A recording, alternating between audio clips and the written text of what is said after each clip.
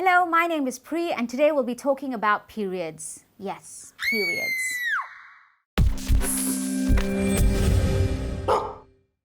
So periods, why can't we talk about it? Given that menstruation is something that's a healthy and normal part of most women's lives. On average, us women, we spend nearly 3,000 days in our lifetime menstruating, and roughly half of the female population, so that's around 26% of the total population, are of a reproductive age, and the majority spend between 2 to 7 days menstruating every month. Despite that, it's often been a taboo subject and is something that's stigmatized all over the world. As I mentioned earlier, most women menstruate for around 40 years in total, bleeding for about 5 days a month on average. So obviously all that fluid has to go somewhere, so it usually ends up on a pad or in tampons, which are thrown away after use. But just to point out, there are many parts of the developing world where pads and tampons aren't an option for women or girls. So they use materials ranging from animal skins, old rags, and cow patties as well. But when we talk about pads and tampons, where does the environment come into all of this? Well, pads, which is the product that's most favored around the world, I've got one here with me. They're made up of 90% plastic, containing as much as 4 supermarket bags. As you can see, a lot of plastic on the outside and the inside as well.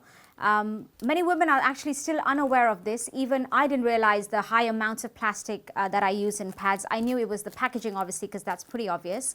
But the actual inner bit of the pad, you can't actually tell how much of plastic it used. So I only found out when I did my research on for this. So this is something I think that many women, as I said, are unaware of. And when we talk about tampons, I've got another tampon here as well. They're made from predominantly cotton and rayon, so you've got the cotton pads inside. But they do have plastic in them too, even in the string, even though people might be thinking this might just be cotton, but they do have plastic in it.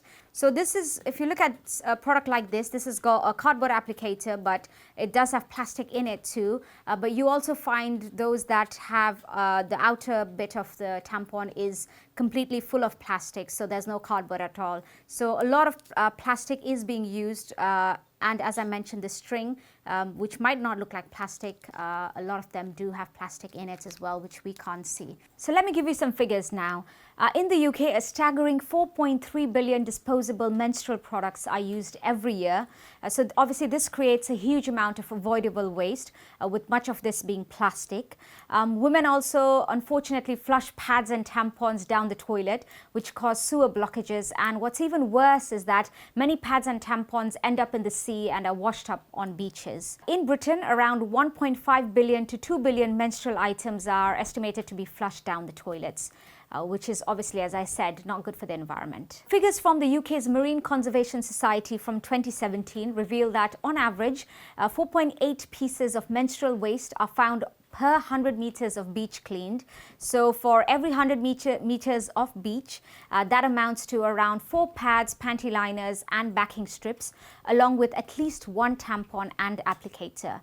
So when we look at the global picture, it's estimated over 100 billion period products are disposed of every year, and nearly all contain plastics. So none of these can be recycled as they're deemed sanitary waste. So why is this bad for the environment? Well, plastic products, as you might already know, can take up to 1,000 years to decompose when it goes to landfill or it ends up in the oceans. And in addition, some people have been voicing concerns about what's actually contained in these pads and tampons, especially in tampons. And activists have argued that there is little public information about what's in women's menstrual products, and they claim that they contain harmful chemicals. I think there were a study done in the US previously. However, if we talk about 2 of the well-known brands that's widely used in the UK, Always and Tampax, they say their products have been designed to provide comfort as well as protection for women. They say their products have undergone extensive safety assessments and are reviewed by independent experts, which include physicians, scientists and health authorities, and they say that they're determined to be safe. So they have the specific composition that makes up the pads and tampons, so you can find that on their website if you're interested to find out more. So when it comes to the environment, it's the use of plastics obviously that have a harmful effect. So are there alternatives out there? Well, we had a look around and we'll give you some examples. So there are some brands that are selling environmentally friendly alternatives, and one such brand is a brand called Yoni. It makes tampons, pads and liners using 100% organic cotton. The company claims its products are free from chemicals as well as plastics. But one reason I thought might hinder people from switching to these environmentally friendly alternatives is the cost, because a lot of the sustainable products cost more to manufacture, and therefore the price that we pay as consumers is more than products that are deemed to not be as environmentally friendly or as friendly to the planet. So we calculated Yoni's tampons and the Tampax tampons, and we found that the 100% cotton ones come in at 22p a tampon compared to Tampax's 10p a tampon, and that's the regular tampons that they sell. But now Tampax said that it's come up with the pure and clean range, which is said to be more environmentally friendly. So it says the applicator is 90% plant-based and uses 100% organic cotton in the core. But when we did some research, we found that this particular one, the range, is being sold in the US, but we couldn't find it anywhere on the UK websites. Another company, Dame, sells what it claims are also 100% organic cotton tampons, which are biodegradable, so better for the environment. And an interesting product that they actually sell is reusable applicators, which is claimed to be the first in the world. The founders say that they created this product in response to the fact that for every kilometer of UK beach, there are 9 plastic applicators. So it works as a normal applicator. The only difference is that you don't throw it after use. So the company actually claims that every time a woman switches to using this, she'll prevent around 12,000 pieces of single-use plastic from entering the oceans. So all good for the environment. Other cheaper and world-friendly options are also out there, and they are the menstrual cups.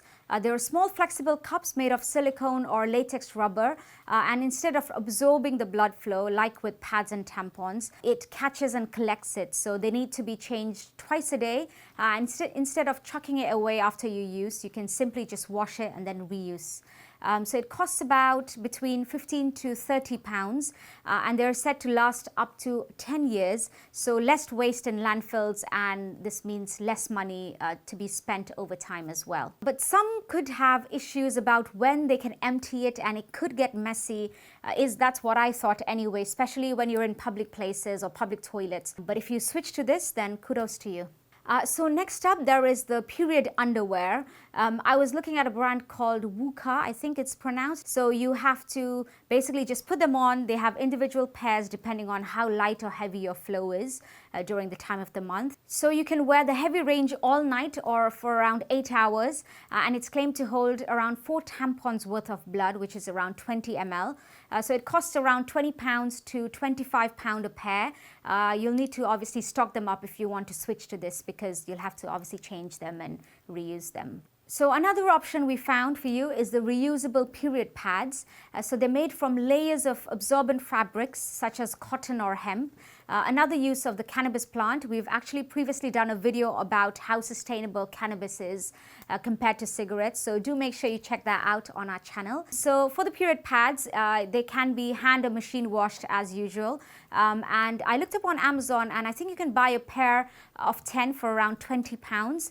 The only problem I see with this though is if you're out and about, you will need a separate Ziploc bag or a container to put the used pads in that you'll have to carry around wherever you go. But obviously, it's kudos to all these brands who are playing their part in helping reduce plastic pollution and protect the environment, as well as improving the well-being of women's bodies as well. So these products would be especially useful in developing countries where women or girls don't have the option, as I previously mentioned, to buy disposable products like tampons and pads, because a lot of these products are affordable and could last a lifetime if looked after well. So for those of you out there who might be looking for environmentally friendly options, these are some of the ones that I've mentioned that are out there on the market currently, but there could be a lot more out there which we haven't found. So do leave a comment below if you know of any other sustainable brands or products that you might have come across or used that I haven't mentioned in this video. And personally, if I was to pick out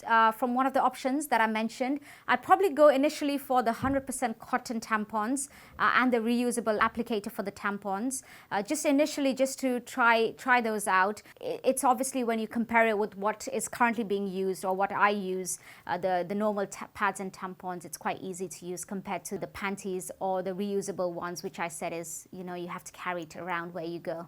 But I'd love to actually venture out and try these other options that are out there as well, so I can have first-hand knowledge of whether it works or not, how useful it is, and in the long run it is sustainable as well. A lot of shops in the developing world still, because it's a taboo subject, it's kind of given to you wrapped up in newspaper and under the counter, and it's all hush hush and people don't really discuss it. You just leave the money on the table and it's just slid under, so nobody else who's in the shop sees it.